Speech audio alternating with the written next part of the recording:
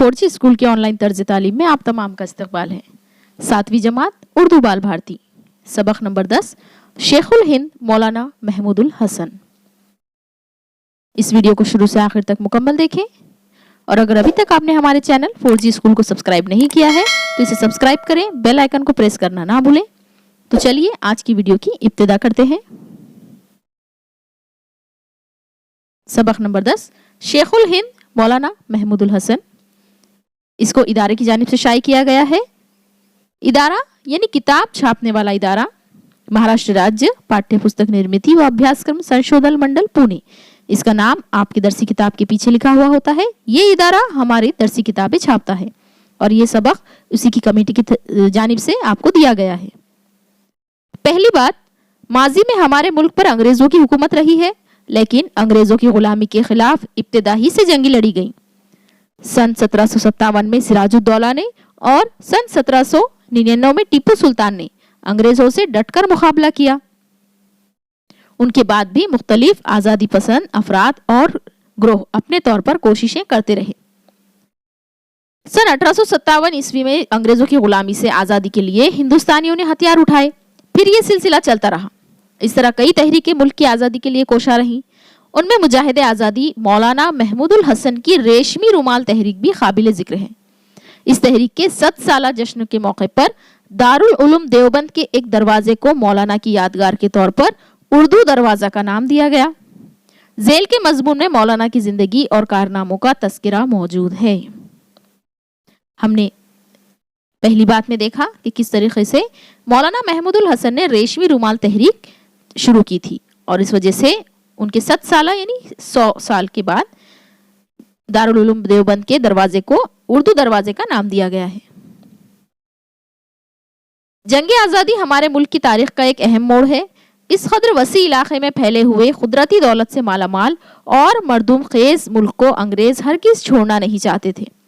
आज़ादी के मतवाले जब मुल्क को गुलामी से निजात दिलाने के लिए अंग्रेजों से बरसरे पिकार हुए तो उन्हें तरह तरह से सताया गया। उनके घर बार लूट लिए गए, उन्हें जेलों में ठोस दिया गया और हजारों लोग फांसी पर चढ़ा दिए गए।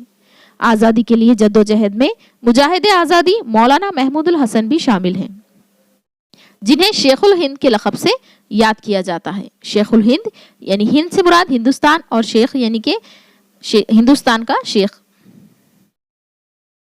मौलाना महमूदुल हसन 1851 ईस्वी में बरेली में पैदा हुए। उनके वालिद जुल्फ़िकार अली बरेली ही में मुलाजिमत के सिलसिले में मुक़ीम थे। मौलाना महमूदुल हसन ने मशहूर मदरसा दारुल उलूम देवबंद में तालीम हासिल की। उन्हें इस मदरसे के अव्वलीन तालिब इल्म होने का शर्फ भी हासिल था। इसी मदरसे में सन 1875 से उन्होंने 25 रुपये माहवार तनख्वाह पर तदरीस का आगाज़ किया और बहुत जल्द सदर मुदर्रिस और शेखुल हदीस के ओहदे पर फायज हो गए। उस जमाने में इनकलाब की हवाएं चल रही थी। मौलाना महमूदुल हसन ने अपने तलबा और साथियों के दिलों में आज़ादी का जज्बा बेदार किया और उन्हें वतन अजीज की खातिर कुर्बानियां देने पर आमादा किया। बचपन ही से मौलाना ये देख रहे थे कि अवाम और उनके साथ उलमा इकराम अंग्रेजों के जुल्म सितम का निशाना बनते आ रहे हैं। तराबिस और बिलखान के दिल दहला देने वाले वाक़यात ने उनका आराम और चैन हराम कर दिया। वो नताइज की परवाह किए बगैर इनकलाब की राह पर चल पड़े। मौलाना महमूदुल हसन ने अपनी अमली ज़िंदगी के आगाज़ ही में तय कर लिया था कि हम अंग्रेज़ को अपने मुल्क से निकाल कर रहेंगे। इसी मकसद के तहत वो आखिरी दम तक जद्दोजहद करते रहे। उन्होंने बरतानवी हुकूमत का तख्ता पलटने की खातिर मुस्लह इनकलाब का मंसूबा बनाया। इस मुहिम में उनका साथ देने के लिए मौलाना अबीदुल्ला सिंधी और मौलाना मोहम्मद मियाँ ने अपनी जिंदगियां वक्फ कर दी। पहली जंग अजीम के दौरान बरतानिया जब 1951 में जर्मनी और तुर्की के साथ उलझा हुआ था, तब हिंदुस्तान में भी अंग्रेजों की हुकूमत खतरे में थी। मौलाना ने उसका फायदा उठाकर अपनी कोशिशें तेज कर दी। उन्होंने अपने शागिर्द मौलाना अबीदुल्ला सिंधी को काबुल भेजा ताकि वह अफगानिस्तान और आज़ाद कबाइल से तुर्कों के लिए हिमायत हासिल करने की कोशिश करें। वो खुद हिजाज रवाना हुए। उस वक्त तुर्कों की तरफ से गालिब पाशा हिजाज के गवर्नर थे।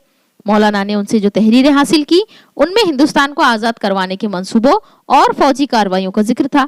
गालिब पाशा की पहली तहरीर में हिंदुस्तान के मुसलमानों की तरफ से बरतानिया के खिलाफ जिहाद का ऐलान किया गया था, जिसमें तुर्की ने शिरकत का यकीन दिलाया था।